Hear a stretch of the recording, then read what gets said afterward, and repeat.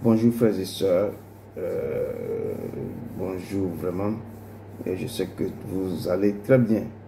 Et ce matin, je viens vous laisser un petit message de la part de l'Éternel. Ok. Père, je t'adore, je te donne ma vie, Je t'aime et tant.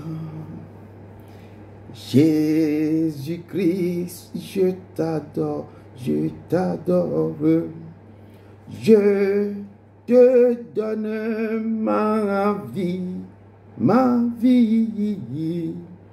Je t'aime et tant.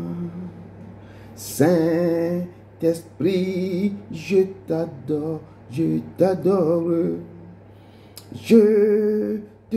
donne ma vie,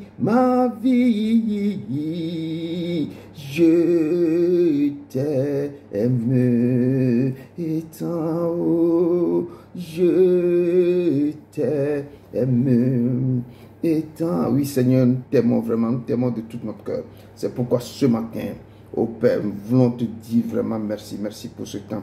Merci parce que tu es le Dieu d'Abraham, d'Isaac et de Jacob. Ton peuple ici te dit merci. Merci ce matin, merci parce que tu es pour nous un refuge. Tu es pour nous une lumière, tu es pour nous une toute chose de ta part.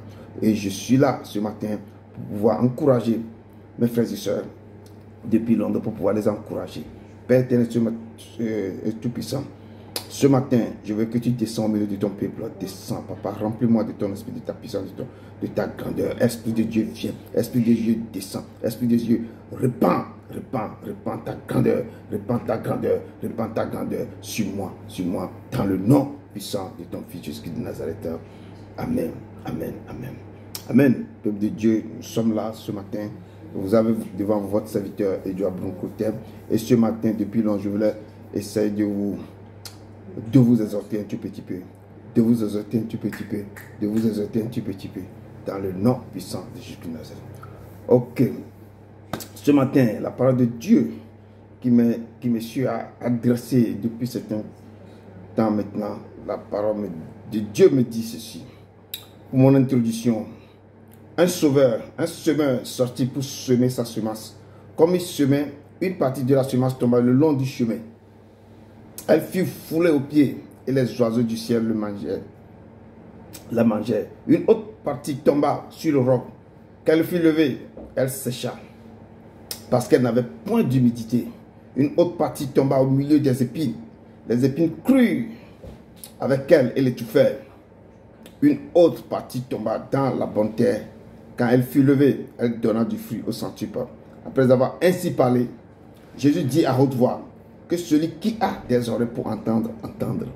Ce passage se trouve, ce message se trouve, ce texte vraiment se trouve dans le livre de Luc 8, versets 5 à 8. Et ce matin, le Seigneur m'amène vers Luc 10, versets 38 à 42. Et ce que je viens de vous faire comme introduction, c'est que la parole de Dieu dit que partout le peuple de Dieu, ses enfants, ou bien le corps de Christ est là, si vous attendez sa parole, il faut que vos cœurs soient attentifs à ce que l'Éternel est en train de dire. Il faut que vos cœurs soient ouverts, il faut laisser vos charges, vos fardeaux, tout ce que vous avez, vous le laissez quelque part. Et quand l'Éternel, vous attendez sa voix, quand vous attendez sa parole, il faut que vos cœurs s'attachent. Quand vos cœurs est disposé, quand vos cœurs est disponible, quand vos cœurs est là, et c'est là qu'il a la guérison, c'est là qu'il a les délivrances, c'est là qu'il a tout. Parce que la parole qui va sortir va être tombée sur vraiment une terre qui a quoi? Qui est fertile. Une terre qui est prête à recevoir la graine du Seigneur. Et ce matin, je veux vraiment vous exhorter dans certaines choses ensemble. Luc 10, à partir du verset 38 à 42. Luc 10, verset 38 à 42. La parole de Dieu me dit dans ce passage que comme Jésus était en chemin avec ses disciples, Luc 10, verset 38 à 42. Comme Jésus était en chemin avec ses disciples, il entra dans un village et une femme nommée Marthe le reçut dans sa maison. elle avait une sœur nommée Marie qui s'était assise au pied du Seigneur, écoutait sa parole. Marthe, occupée à divers soins domestiques, suivant et dit, Seigneur, cela ne te fait-il rien que ma sœur me laisse seule pour servir? Dis-lui donc de m'aider. Et le Seigneur lui répondit, Marthe, Marthe, tu t'inquiètes et tu t'agites pour beaucoup de choses. Une seule chose est nécessaire. Marie a choisi la bonne part qui ne lui sera point ôtée. Et la parole de Dieu nous dit ceci. La parole de Dieu nous dit, Marie a choisi. Choisissez la bonne part qui ne vous sera jamais ôtée. Ne vous inquiétez de rien. En toute chose, montrez à l'Éternel vos besoins. Montrez à l'Éternel tout ce qui vous empêche. Montrez à l'Éternel tout ce qui vous accable. Mais ne vous inquiétez de rien. Mais toujours cherchez la bonne part. Cherchez la bonne part. Et c'est ce que Jésus est en train de dire à Marthe, qui s'inquiète de beaucoup de choses. Mais cherchez, restez quelque part où vous pouvez avoir quoi? Vous pouvez entendre cette parole qui est la vie. Cette parole que Dieu, ma parole est vivante, efficace. Au commencement était la parole était avec Dieu, la parole était Dieu.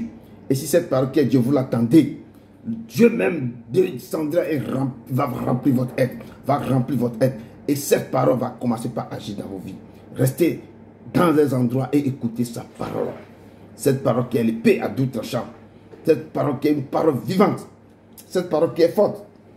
Qui est efficace. Cette parole qui peut aller au-delà de toutes choses. Amen.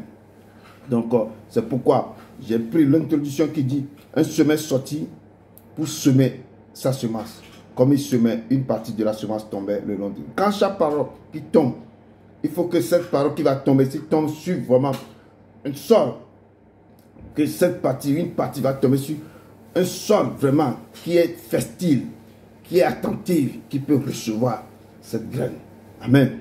Peuple de Dieu, ce matin, je vais seulement venir pour dire quelque chose qui est très important, que l'Éternel veut que vous écoutez sa parole. Vous devez demeurer là où sa parole est sortie. Vous devez demeurer pour écouter sa parole. Là où on parle de lui.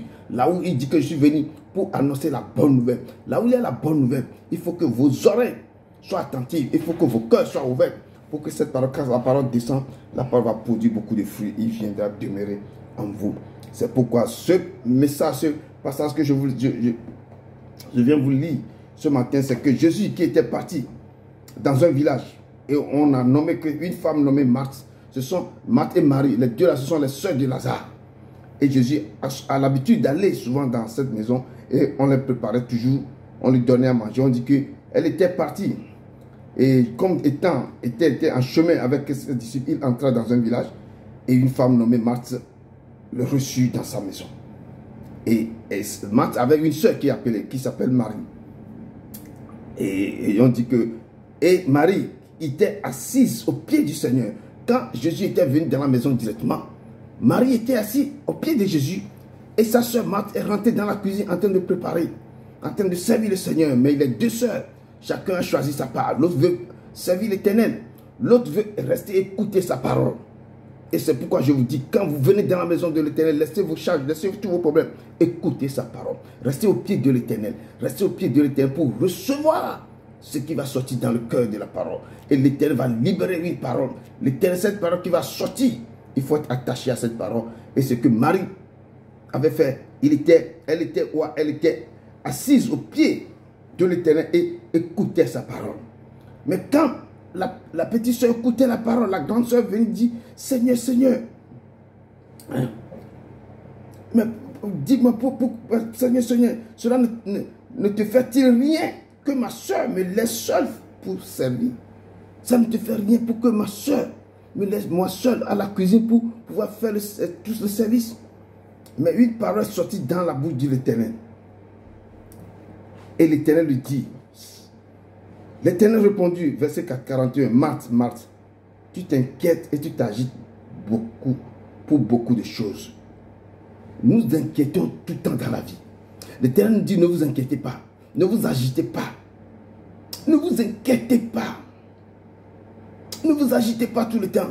Et ce matin, cette parole vient pour que je vous l'annonce. Ne vous inquiétez de rien, ne vous agitez pas.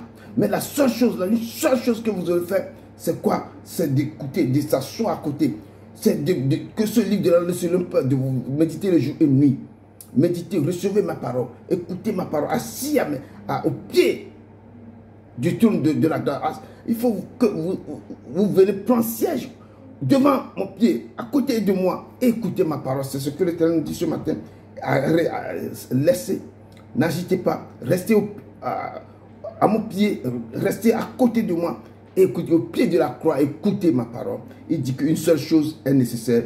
Marie a choisi la bonne part qui ne lui sera point ôtée. Choisissez la bonne part.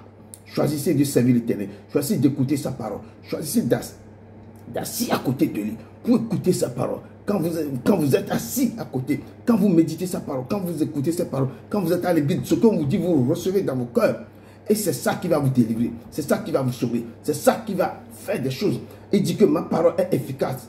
Elle est vivante et efficace. Elle est tranchante, comme une paix à double tranchant qui peut vous transmettre tout. Quand vous écoutez cette parole, quand vous le mettez à pratique, quand vous le recevez, quand quelque chose qui rentre en vous, il dit qu'au commencement était la parole était avec Dieu, la parole était Dieu. Quand vous recevez cette parole, c'est Dieu que vous recevez dans vos corps.